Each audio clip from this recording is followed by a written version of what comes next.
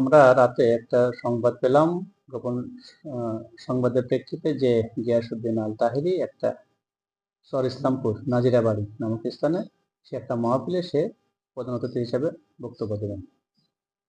এই সংবাদ পাওয়ার প্রেক্ষিতেই আমরা আমার সঙ্গীয় ফোর্স সহ যা ছিল, আমার মোবাইল পার্টি আগেই রওনা করছি। পরবর্তীতে আমি আমার বিভিন্ন পার্টি নিয়ে রওনা করে পথের মধ্যেই শুনতে পেলাম যে সে অলরেডি বক্তব্য শুরু করে দিয়েছে।